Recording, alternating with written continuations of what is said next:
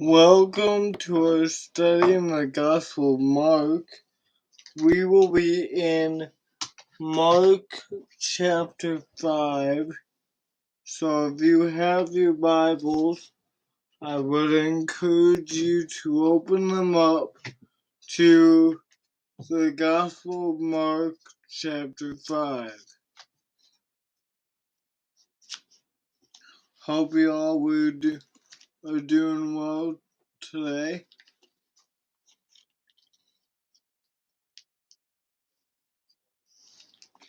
If you would remember, Mark chapter 4 left off with Jesus calming the storm. And before that, Jesus was teaching a bunch of his parables.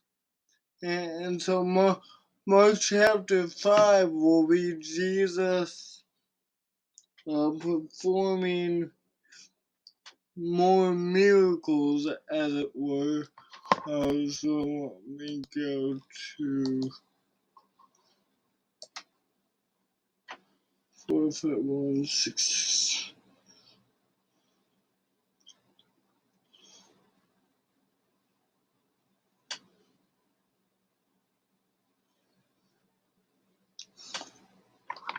Sorry, I'm trying to connect my clicker here. 451660633.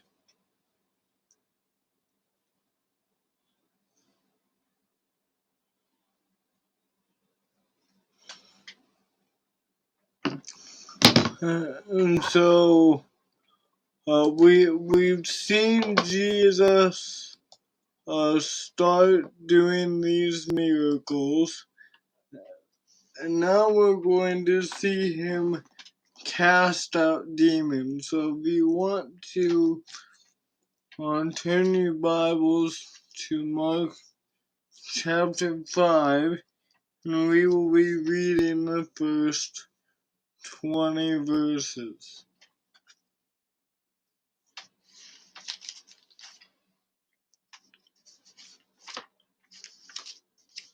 Mark 5, 1 through 20.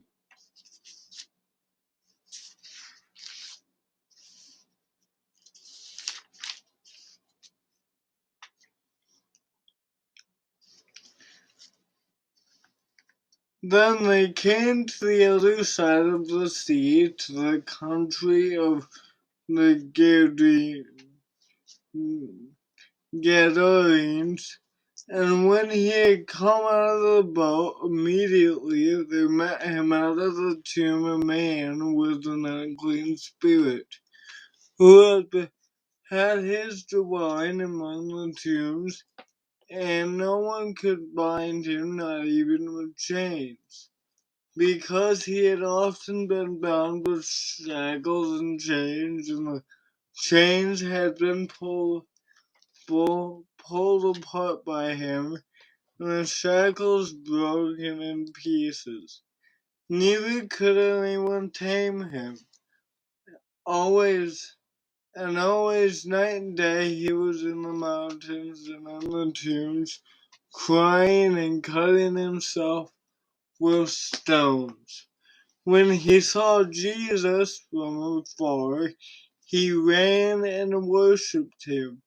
He cried out with a loud voice and said, "What have I done with you, Jesus, Son of the Most High? I implore you by God that you do not torment me." For he said, "Come out of the man, unclean spirit." Then he asked him, "What is your name?" And he answered, saying, "My name is Legion, for we are many." Also he begged him earnestly that he would not send them out of the country. Now a large herd of swine was feeding near the mountains, so all the demons begged him, saying, "Send us to the swine that we may enter unto them. And at once Jesus gave them permission. Then the unclean spirit went out and unto the swine. There were about 2,000, and the herd ran violently down the steep place into the sea and drowned in the sea. So those who fed the swine fled, and they told it in the city and the country, and they went out to see what it was that had happened. Then they came to Jesus and saw the one who had been demon possessed and had the legion, sitting and clothed and in his right mind. Then they were afraid.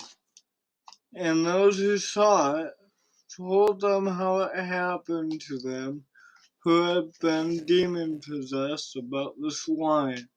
Then they began to plead with him to depart from their region. And when he got into the boat, he who had the demon possessed, he who had been demon possessed, begged him that he might be with him. However, Jesus did not permit him, but said to him, "Go to your friends, tell them what great things the Lord has done for you, and how he has had compassion on you." And he departed and began to proclaim it in the Decapolis, all that Jesus had done for him, and all marveled. So this is a longer section, and there's a lot to unpack here. So Jesus heals this man, and there's a description given of who this man was.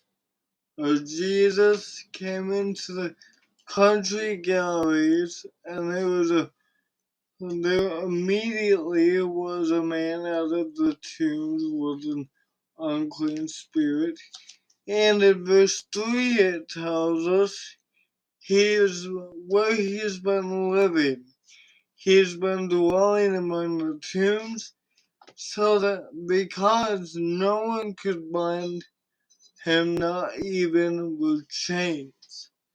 Because he's demon possessed, he's been tearing the chains apart, and he's been crying out and cutting himself with the stone. And so Jesus meets this literal madman because he's been demon possessed. And notice what the demon possessed man does. When he saw Jesus, he ran and worshipped him and said, "What have I to do with you, Jesus, Son of the Most High? I implore you by God that you do not torment me." Now, this I believe is not the man talking, but the demon in the man.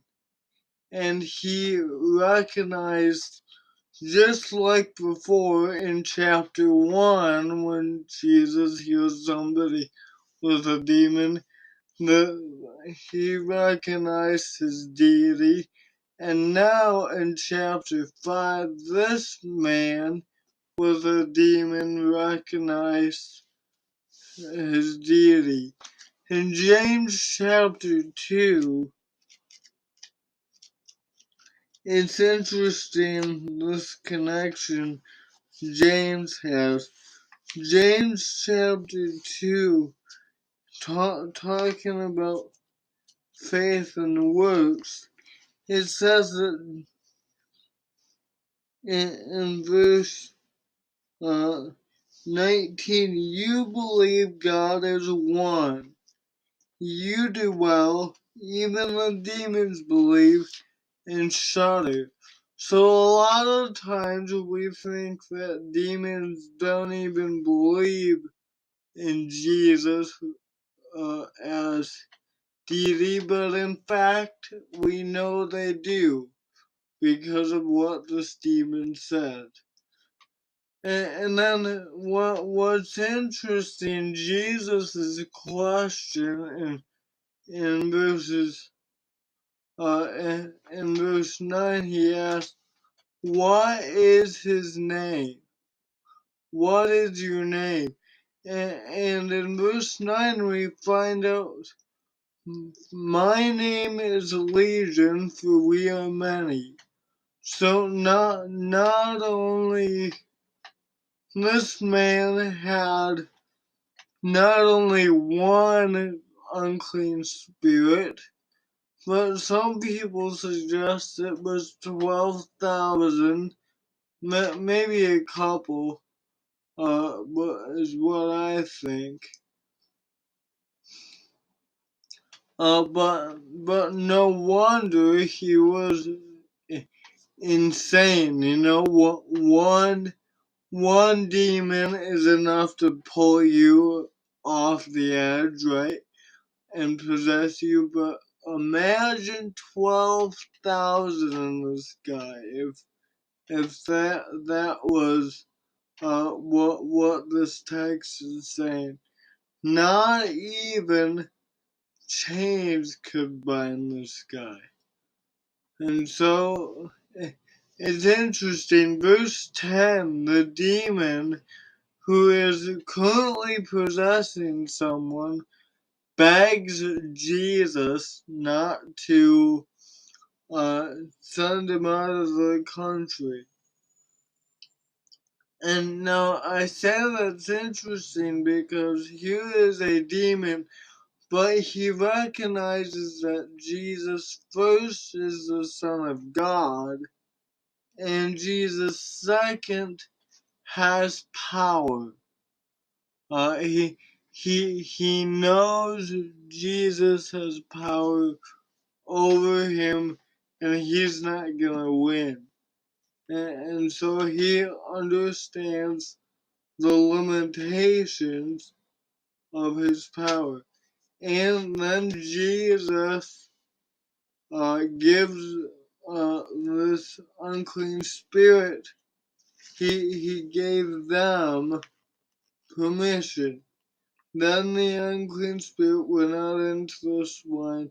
They were about 2,000. So think about it. 2,000 demons in this man. I don't know how there would be room for 2,000 demons in a man. I don't know how that works, but 2,000 demons. And they were powerful enough to make this guy go crazy and cut himself and not even have chains bind them. But it's interesting, Jesus is far more powerful still. They still have to beg Jesus. And so they ran violently into the pigs. And then afterward, then they came to Jesus, who saw the demon-possessed man. Remember, this man wasn't a secret. It was widely known that this man had a demon, or demons as it were. Because if you look back in verse 3, people have tried to bind him with chains. So this guy is identifiable. It's not that like those today who have a headache and then once somebody touches you, oh, it's a miraculous healing. No, this was identifiable. They had been with him. That they tried to tie him up. They, they knew or shackle him. They knew what he was like, and that they were kind of awestruck. They were afraid because it says they saw him sitting and in his right mind. Imagine what would be going through your mind. Here you got a man a few days earlier who could not be shackled nor bound and was cutting himself, and now you see this man in his right mind clothed. Who has this such power to make this such drastic change? Well, the point is Jesus does. And they were afraid. They didn't know how to react. And so, verse 16, and those who saw it told them how it happened to him who had been demon possessed about this wine. And then this scared the people so much that they didn't want Jesus to stay. They wanted him to go. And I want you to notice verse 17. The beginning of verse 17. The people plead for Jesus to go. They're scared. They've seen something they can't explain. But Jesus, but the demon possessed man wants to go with Jesus. Two different ideas. Those who want Jesus gone and those who want, and the demon possessed man wants to be more with Jesus. I mean, could you blame him? This demon possessed man has just been healed by this man. So of course he wants to be with him, but Jesus said, and this is interesting, he said, go home to your friends and tell them what the things the Lord has done for you and how he had compassion on you. And he departed and began to proclaim it. Remember, in chapter 1, the same type of thing happened where a man's healed from a demon, and Jesus said, don't tell anybody. But here, Jesus says in verse 19, go home to your friends and tell the things the Lord has done for you. Now you might be asking, why is this? Why this sudden change? Why before Jesus wanted this under wraps, and why now Jesus doesn't care if this is spoken and this gets out? Why such a difference? Well, I believe, and I could be wrong, but I believe it's the location. If you look back in chapter 1,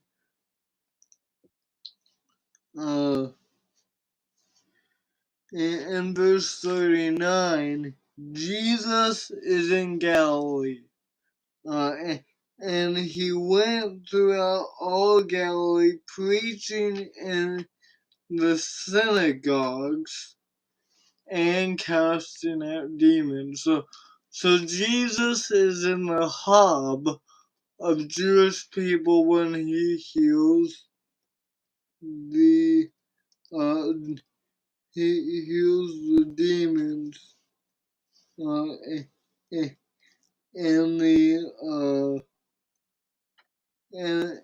the leper, and so.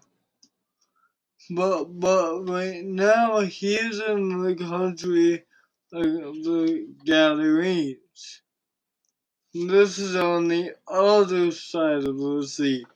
It's not as much of a threat to Jesus here because Galilee was the hub of multiple synagogues, and there's not going to be a lot of Jews over in the Gadarenes. I could be wrong about that, but that's what makes sense in my mind why the change.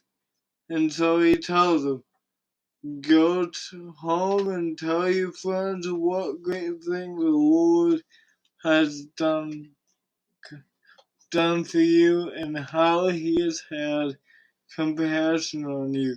Go proclaim this. This is not something you saw every day. And so Jesus wants him to celebrate that. Go proclaim the things that were done for you. That's all I have for the first 20 verses. Let's move on now to the next section.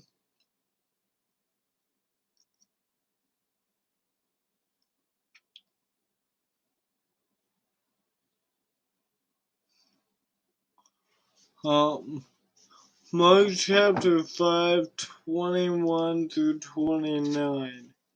Now when Jesus had crossed again by boat to the other side, a great multitude gathered to him, and he was by the sea.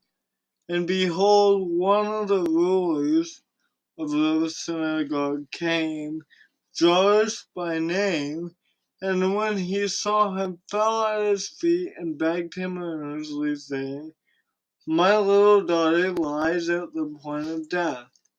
Come and lay your hands on her that she may be healed, and she will live. So Jesus went forth with him, and a great multitude followed him and thronged him. Now a certain woman had a flow of blood for 12 years, and had suffered many things from many physicians. She had spent all that she had and was no better, but rather grew worse. And when she heard about Jesus, she came behind him in the crowd and touched his garment. For she said, if only I may touch his clothes, I shall be made well. Immediately the foundation of her blood was dried up, and she felt in her body that she was healed from the affliction. And Jesus, immediately knowing in himself that power had gone out of him, turned around in the crowd and said, who touched my clothes? But the disciples said to him, you see the multitude thronging you, and you say, who touched me? And he looked around to see her who had done this thing, but the woman, fearing and trembling, knowing what had happened to her, came and fell down before him and told him the whole truth. And he said to her, daughter, Your faith has made you well. Go in peace and be healed of your affliction. So now Jesus has been crossed. Jesus crossed over again to from where he was on the other side of the Sea of Galilee back into the region, and so so this is kind of a miracle on his way to another miracle. Joyce, one of the rulers, when he saw Jesus, he recognized who he was. Remember, at this point in the Gospel of Mark, Jesus is very popular, so he knew Jesus could do something for his issue. So he fell down at his feet and begged him earnestly, saying, "My little daughter lies at the point of death. Come and lay your hands on her that she may be healed, and she will live." Now Josh knows the character of Jesus. Josh probably have either seen or heard the hearings, and he has this faith that if Jesus could lay hands on his daughter, she will live. And what father wouldn't want that for her daughter? So Jesus is going with him in verse 24, and the great multitude followed and thronged. So that's where Jesus is going. Jesus is going for the purpose of healing this man's daughter. But we kind of get a little side information here. We see in verse 25 that there was a certain woman who had this blood flow problem, and she's seen many physicians. She's tried to get physically healthy, but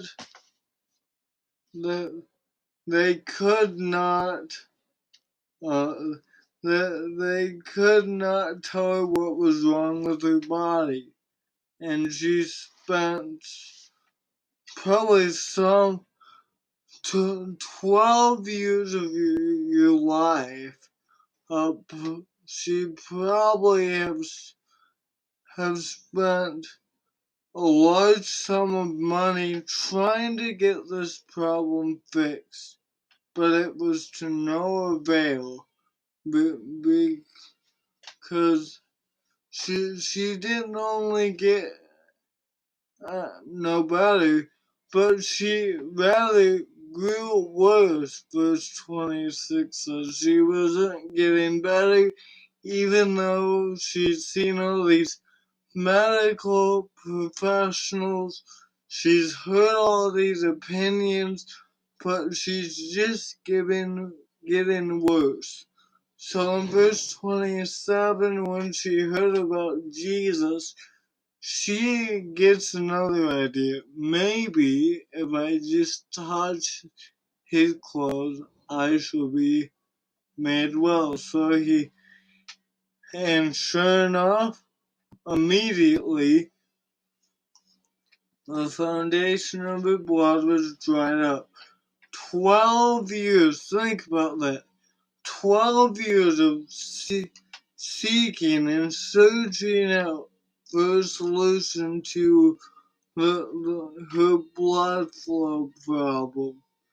12 years of getting over an answer is all solved by one touch. And so the reaction of Jesus is interesting in verse 30. Jesus, immediately knowing in himself that power had gone out of him. That's interesting to me. I don't know what that means, but he could feel it that he had done some miracle. Turned around in the crowd and said, "Who touched my clothes?" And I think Jesus wasn't oblivious to the miracle he did. I think he was very intentional.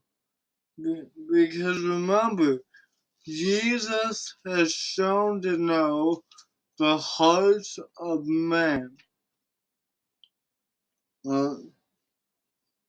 It says in Mark chapter 2, Jesus knew that their hearts as they, oh, let's see here.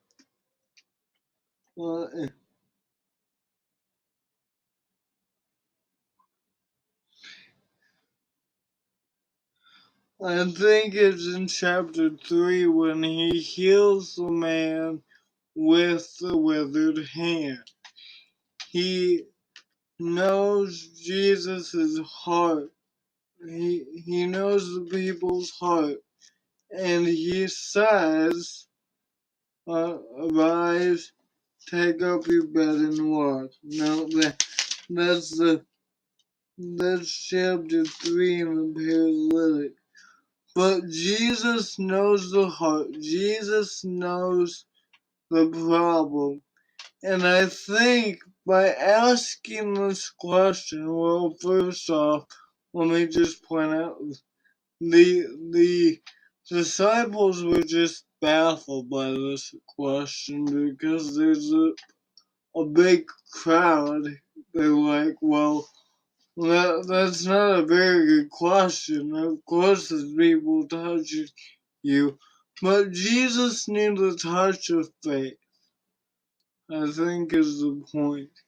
And then the young woman, in her faith, comes before Jesus, fearing and trembling, knowing what had happened to her, fell down and told him the whole truth. Jesus' daughter, your faith has healed you of your affliction. Jesus knew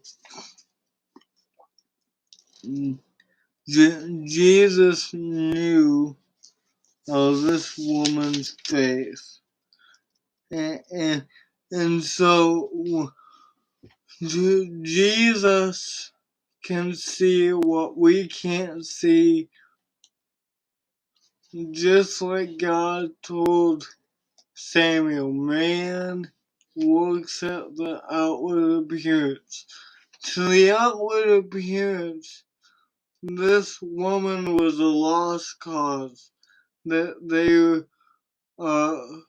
were specialists who were looking at her and saying, "We can't help you. She's been to many physicians and still couldn't have the problem. The problem fixed outwardly, but the problem wasn't outward. It was a matter of the heart, faith, and so." In contrast to these physicians that she's seen over 12 years, over a 12-year problem, Jesus looks at her heart and says, "Daughter, your faith has made you well. Go in peace and be healed of your affliction." The story continues, and remember at the beginning of the section, Jesus' main purpose was to go to Jairus' house and heal his daughter, but this woman who had the faith to touch Jesus kind of gets in his way, but we'll look at that next week. May we all have the faith to see the heart of our problem, not just the physical. Look past that to our spiritual need like this woman. Thank you all for joining me, and Lord willing, we'll pick it up next week. God bless.